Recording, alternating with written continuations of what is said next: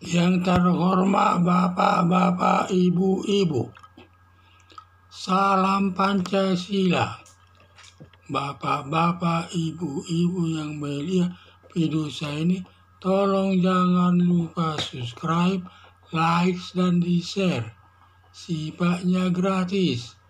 Pada hari Sabtu, tanggal 18 Februari tahun 2023, saya akan mengomentari Dewan Pengawas KPK membongkar rahasia Firly Bahuri calon wakil presiden Anies Baswedan. Selama ini sudah banyak tanda tanya di kalangan aparat KPK. Kenapa Anies Baswedan tidak dijadikan tersangka oleh KPK? Sampai lebih 3 kali warga DKI menggeruduk lembaga KPK agar Anies Baswedan dijadikan tersangka. Dan sampai tanggal 18 Februari 2023 ini tidak dijadikan tersangka. Akhirnya Dewan Pengawas KPK telah membongkar rahasia bahwa Firly Bahuri calon presiden Anies Baswedan.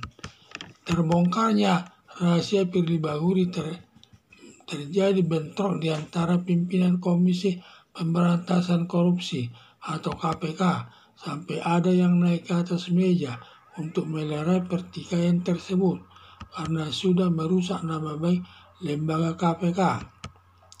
Adanya rahasia Firly Bahuri cawapres Anies Baswedan, maka Firly Bahuri tidak mau menjadikan Anies Baswedan sebagai tersangka karena menjadi pasangan untuk menjadi presiden dan wakil presiden nanti.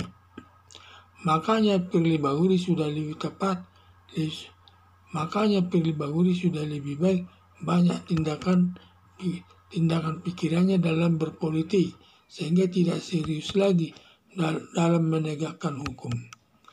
Untuk mengembalikan nama baik KPK sebagai penegak hukum agar memecat Firly Bahuri selaku Ketua Umum KPK serta menjadikan tersangka bila ditemukan minimal 2 alat bukti melakukan perbuatan korupsi.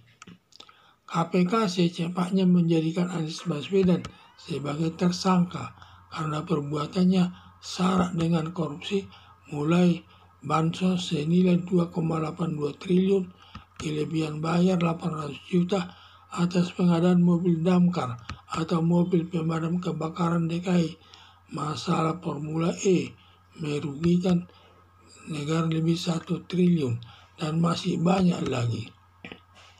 Harapan saya segera mengganti Firly Bahuri selaku Ketua KPK dan menjadikan sebagai tersangka. Demikian juga Anies Baswedan ditetapkan sebagai tersangka. Selama ini sudah banyak tanda tanya di kalangan aparat KPK. Kenapa Anies Baswedan tidak dijadikan tersangka oleh KPK?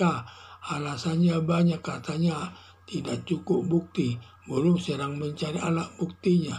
Seterusnya alasannya menyatakan sampai 3 kali warga DKI menggeruduk lembaga KPK agar Anies Baswedan dijadikan tersangka.